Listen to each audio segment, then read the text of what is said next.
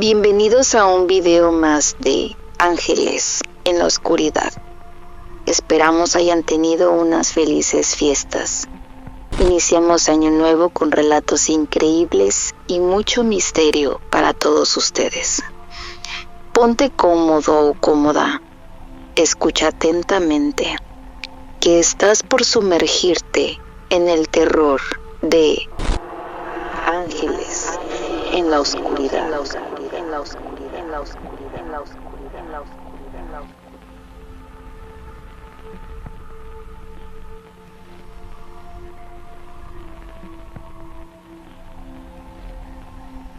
Hace unos 15 años aproximadamente, en el pueblo de Apan, en el estado de Hidalgo, vivían mis abuelos por parte de mi papá en una zona de ranchos y pastorales.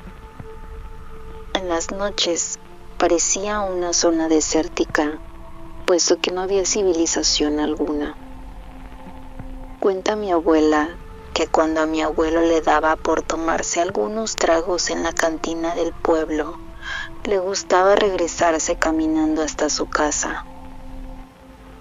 Para esto, tenían que cruzar un río con un dique de tierra de unos 7 metros de altura rodeado de árboles de alcanfor, muy grandes por cierto, los cuales ocultaban toda luz que pudiera provenir del exterior. Con esto, cualquier persona que cruzara por allí debería tener realmente valor, debido a la oscuridad del lugar. Ese día, cuando mi abuelo regresaba del pueblo con algunas copas encima, cuenta mi abuela que en el camino encontró a una mujer hermosa, quien le llamaba de una forma por demás sugestiva. Y el abuelo, siendo, como comúnmente se dice, de ojo alegre, siguió a esa mujer tan hermosa hacia donde ella se dirigía. Cuando mi abuelo se acercó a preguntarle si la podía acompañar o si quería seguir la borrachera a su lado, se encontró con que esta señora de cuerpo exuberante y de voz sensual era ni más ni menos que la misma muerte, mostrándole un rostro calavérico en descomposición. Mi abuelo salió corriendo. Dice que no recuerda cómo cruzó tan rápido el dique y el río. Llegó muy asustado, gritándoles a mi abuela que había visto a la misma muerte y que por favor lo perdonara por todas las cosas que le había hecho. Esto lo dejó marcado. Tuvo como un retrato durante el resto de su vida la imagen del rostro de aquella mujer.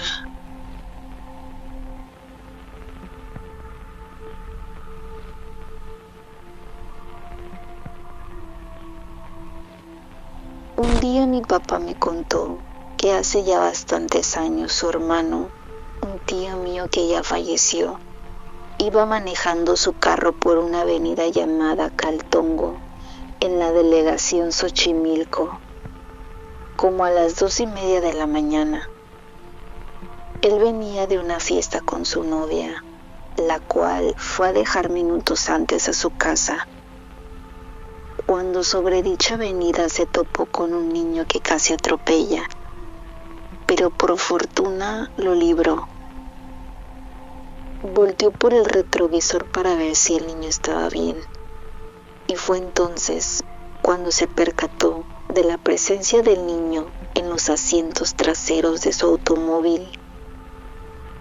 Era un niño como de unos 5 años, tez morena, ojos café claro y con el rostro totalmente desfigurado. Él, sorprendido por lo que vio, no quiso observar durante el resto del camino el retrovisor, sino hasta ya habiendo llegado a su casa. Y se dio cuenta de que ese niño ya se había esfumado.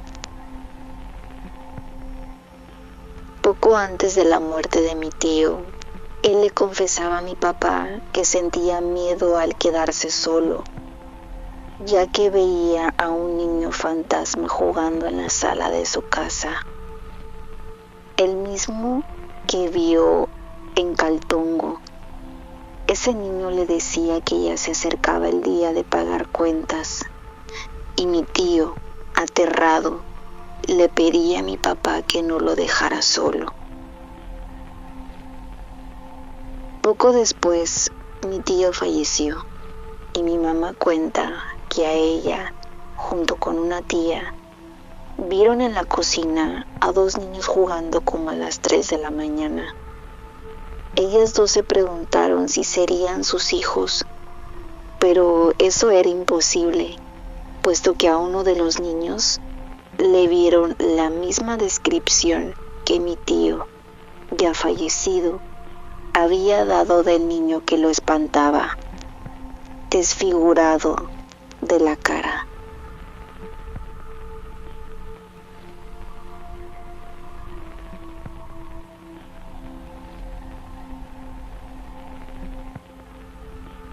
Se cuenta que por ahí del año 1939, en Veracruz, existió una familia muy misteriosa.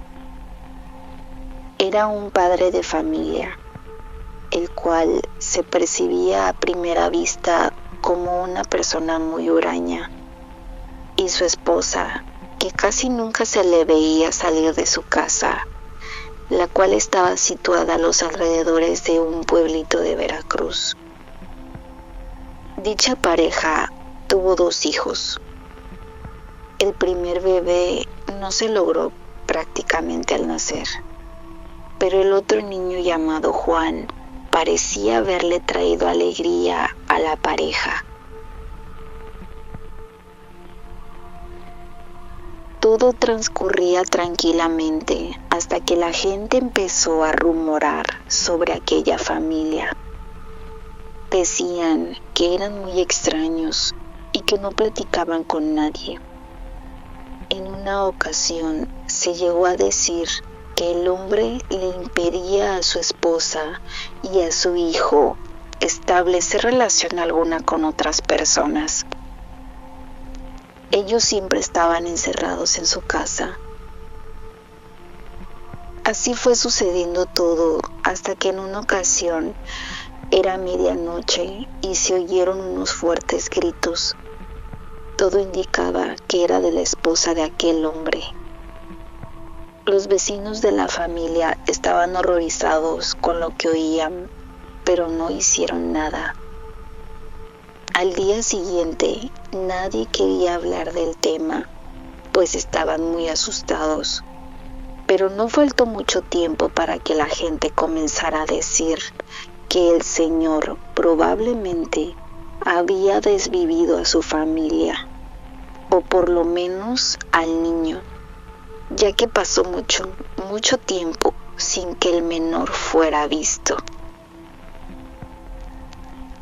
Por un tiempo se dejó de hablar del tema, hasta que comenzaron a escuchar rumores de ciertos testimonios de la gente, vecinos que decían haber visto al pequeño, pero no como un niño común y corriente, sino como un fantasma que le preguntaba a la gente por su mamá.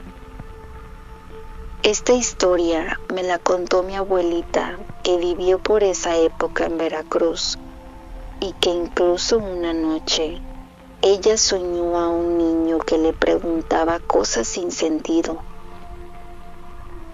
Ella se sobresaltó mucho y dice que a partir de esta experiencia se volvió más susceptible a creer dicha historia.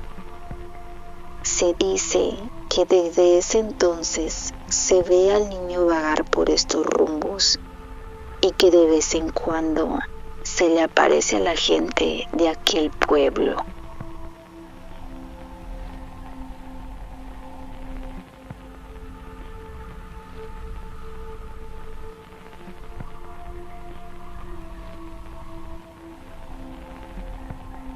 Hace más o menos 7 años atrás, un tío mío trabajaba en el Palacio de los Deportes y me contó que un día en la noche, junto con otros 3 compañeros, empezó su ronda por todo el palacio. Cuando estaban a la mitad del escenario de dicho lugar, empezaron a escuchar la risa de lo que parecía ser una niña. Todos voltearon desconcertados para ver el origen de la risa y descubrieron que procedía de una pequeña niña que se encontraba en la parte superior en medio de las gradas. Atónitos, uno de los vigilantes le gritó para que bajara y así poder buscar a sus padres. Pero la pequeña comenzó a correr hacia una de las salidas del auditorio. Decidieron que irían a buscar a la niña y que mi tío se quedaría en el lugar donde inicialmente la habían observado. Uno de los vigilantes vio que la niña había entrado a los baños y este fue tras de ella para buscar a la pequeña. Sin éxito, decidió buscarla en otro lado, pero en el momento en el que estaba saliendo de los baños, se escuchó que uno de los inodoros se había activado. Esto desconcertó mucho al vigilante. Minutos más tarde, mi tío continuaba esperando respuestas por parte de los otros vigilantes, pero en ese instante, desde donde se encontraba, empezó a escuchar que una de las cadenas de la parte superior del escenario comenzaba a caer. Mi tío volteó para ver la cadena y en ese momento se dio cuenta de que ésta ya había tocado el suelo. Volteó rápido hacia arriba para ver quién era el responsable y vaya sorpresa que se llevó. El responsable era la misma niña que observó minutos antes. Debido a la situación tan extraña y por algún motivo desistieron en su búsqueda. Al siguiente día le comentaron lo sucedido a uno de los vigilantes del lugar. Este vigilante ya llevaba tiempo trabajando allí. Les explicó que lo que vieron era el fantasma de una niña que había sufrido un accidente en el lugar a consecuencia de esa misma cadena. Aquella misma que mi tío vio caer el día anterior.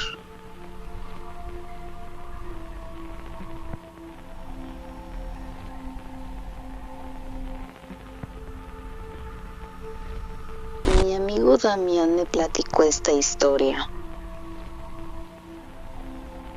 Una vez un amigo y yo fuimos a una fiesta. Tomamos diferentes tipos de bebidas embriagantes. Podrás imaginarte cómo nos encontrábamos. Cuando la fiesta terminó, tomamos rumbo a casa. Para esto, vivíamos en La Turba, ahí en San Lorenzo. Era como una vecindad.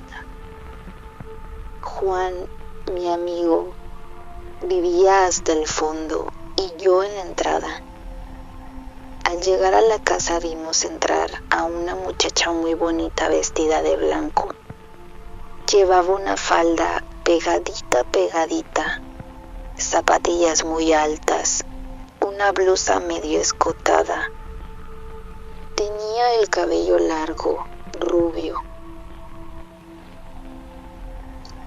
Pasó a un lado de nosotros y se dirigió a Juan diciéndole que era una nueva vecina y que si no le invitaba a tomar una copa. Él, emocionado, se despidió de mí y me dijo: ya la hice, mañana te platico. Yo, cansado y borracho, subí a mi casa y dormí profundamente. Al siguiente día fui a buscar a Juan para que me platicara cómo le había ido con la chica. Le toqué varias veces, pero nunca me abrió.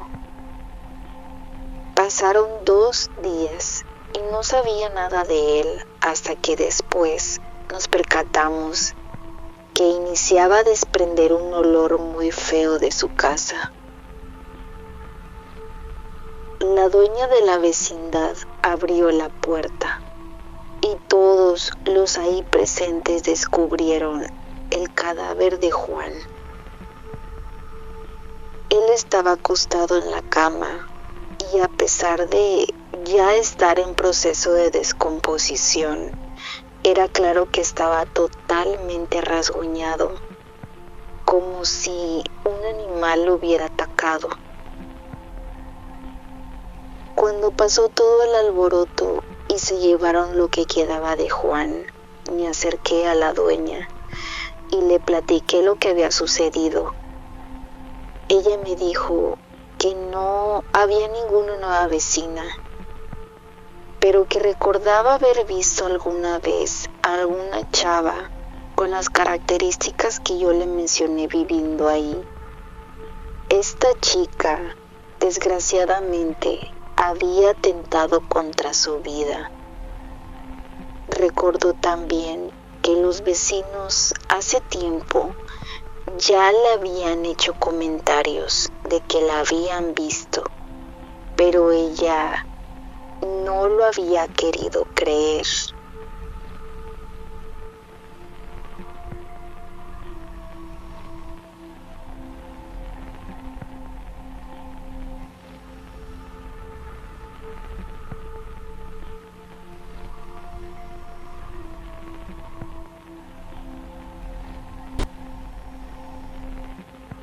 ¿Sigues ahí? No olvides asegurar toda la casa. Afuera, puede que te esté esperando el personaje de tu próxima experiencia paranormal.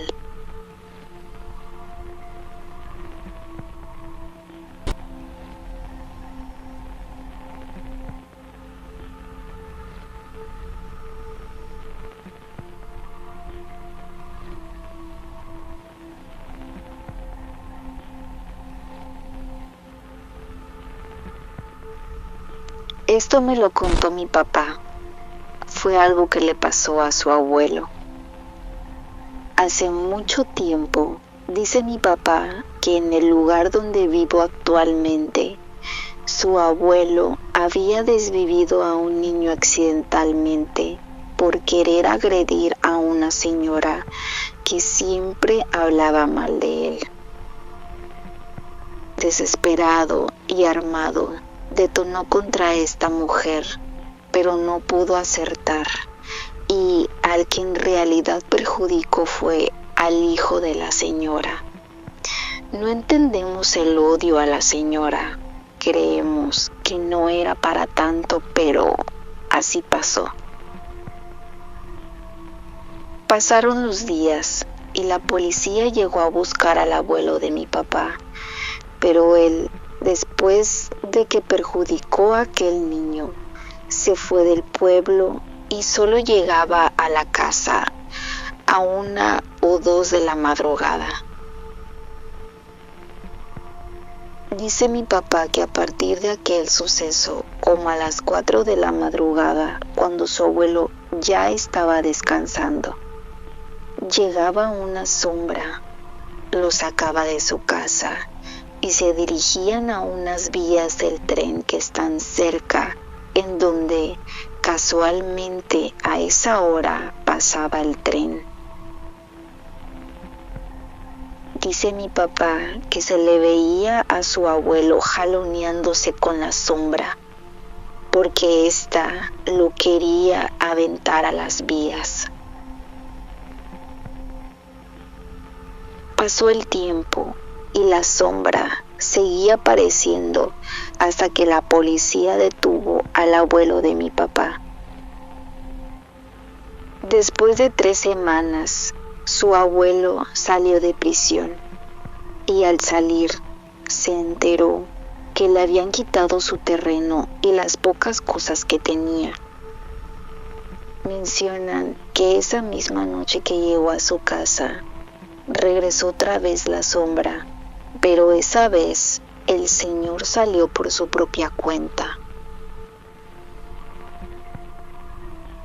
Cuando regresó, ya eran como las 6 de la mañana, y dice mi papá que agarró su arma y se perjudicó a sí mismo. Después de eso, la sombra ya no regresó.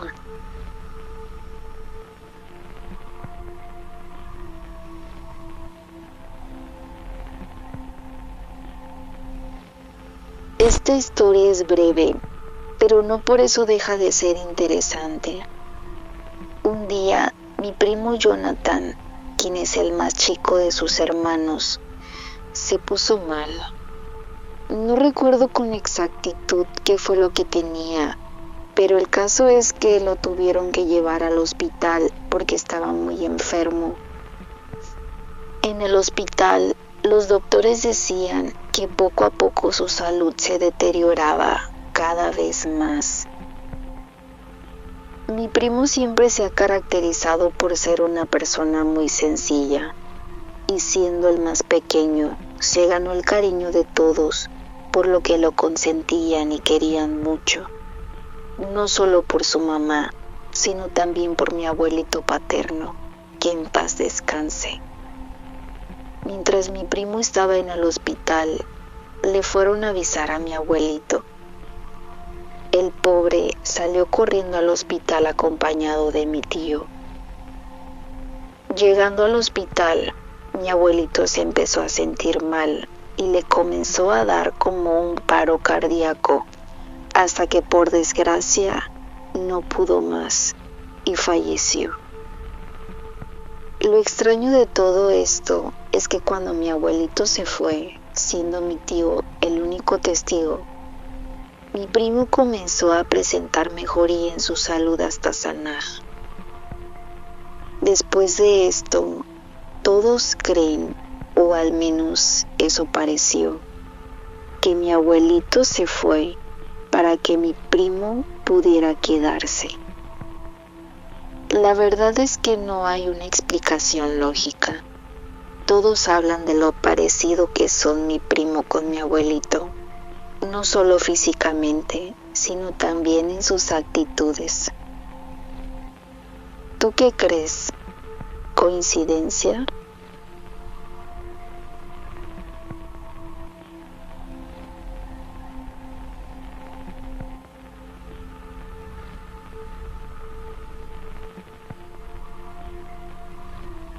Llegó por fin el 2 de noviembre de 1999. Toda mi familia acudió al panteón para visitar y dejar flores en la tumba de mi abuelito Nico, que tenía de fallecido 5 años. Yo me quedé en la casa de mi abuelita Fanny, pues siempre fui de la idea de que las personas no tienen por qué ir al panteón. Ahí solo visitas un cadáver, no a las personas que alguna vez conociste. Todo el día transcurrió normal. Conviví con mis primos, se reunieron todos mis tíos. En fin, un día increíble. Cuando llegó la hora de dormir, nos fuimos a las recámaras. Yo pedí la cama matrimonial con el fin de dormirme sola. Recuerdo que no tuve problemas para dormir. Durante la noche, que realmente no sé a qué hora, recuerdo que estaba tapada de pies a cabeza cuando sentí que me empezaba a caer. Me di cuenta que estaba sudando frío. Tenía la boca muy seca. No quería abrir los ojos. Tenía el presentimiento de que si me despertaba, iba a ver a alguien o algo que me iba a asustar. Realmente tenía miedo. Sentía muchos deseos de hablar con alguien pero el terror me había invadido a tal grado que no podía abrir la boca. Así duré como 1 hora. Bueno, para mí fue un tiempo muy largo. Después, todos estos síntomas pasaron. Fue cuando decidí abrir mis ojos, claro, sin destaparme, y esperar a que amaneciera. Así con la luz ya no me asustaría tanto. Cuando amaneció, me levanté, me bañé y cambié. Mi mamá y mi abuelita Fanny me hablaron para desayunar. Cuando fui al comedor, mi mamá me miró con curiosidad los pies y me preguntó molesta por qué me había rayado los pies. Yo levanté mis pies y le contesté sorprendida: me rayé los pies. Al verlos, tenían pequeñas marcas negras. Realmente nunca les vi una forma, pero estoy segura que no eran solo manchas, pues estaban escritas en un patrón que yo no podía reconocer. Mi mamá me pidió que le llevara alcohol para borrarme las manchas. Después de un rato se dio cuenta que no era tinta, porque no se quitaba. Intentó con thinner para ver si era pintura, pero resultó lo mismo. Después de varios intentos se dio cuenta que parecían marcas escritas con ceniza. Lo curioso es que no se quitaban. Me dijo que lo dejara así, que con el paso de los días se me quitarían. Lo sorprendente es que tuvieron que pasar más de 30 días para que se desaparecieran esas marcas. Lo curioso es que esto no sucedió poco a poco. Un día solo desperté y ya no las tenía. Desde ese día, cada vez que vamos a Guerrero en Día de Muertos, acompaño a mi mamá y a mi abuelita al panteón para llevarle flores a la tumba de mi abuelito Nico.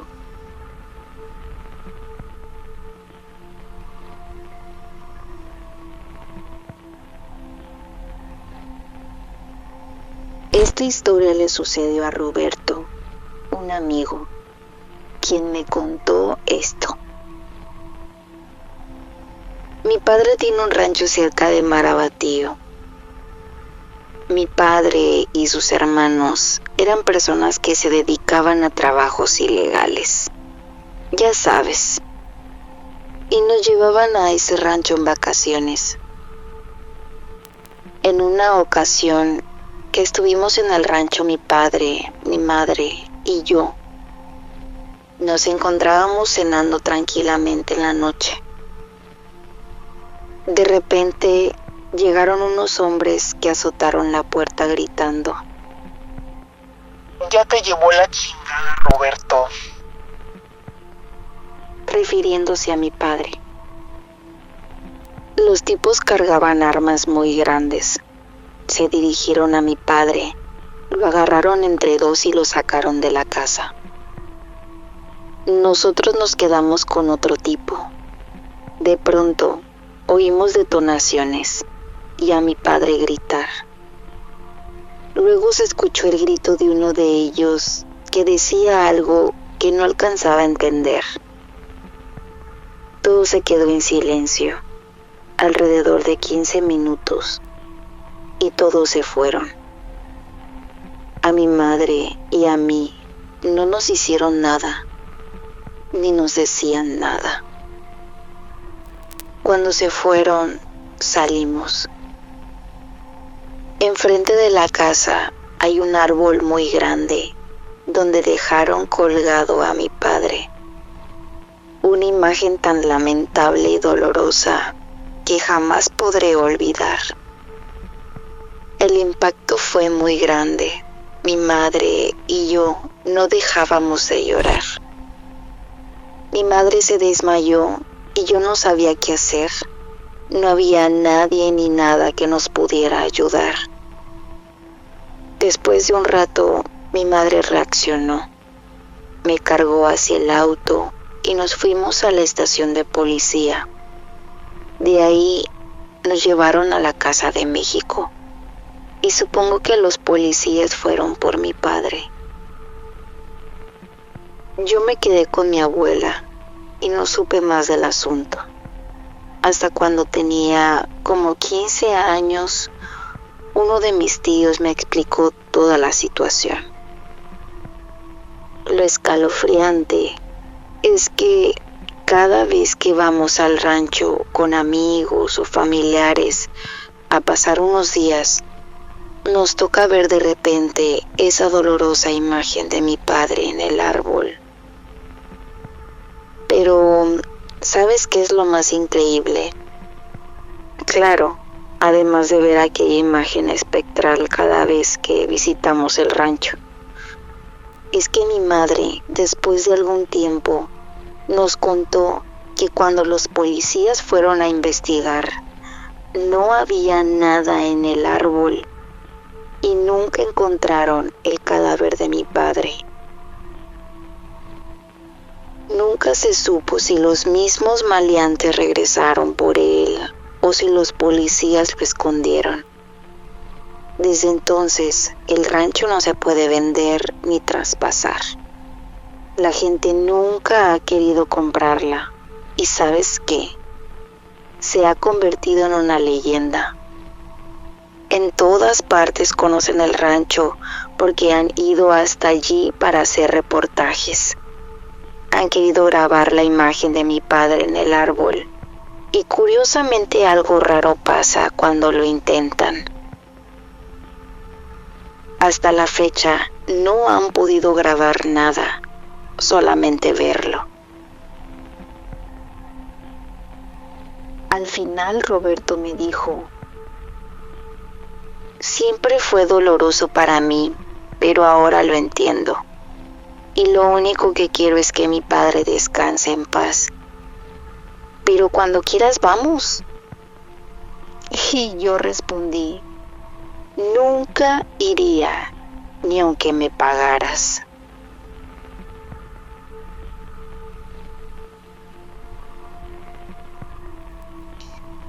Llegaste hasta aquí.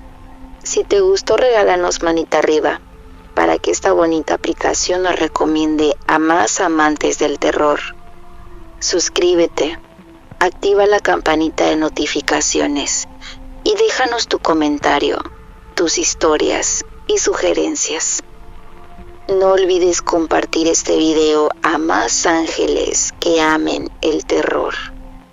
Te damos las gracias por estar aquí y nos vemos en nuestro próximo video con más terror de ángeles en la oscuridad.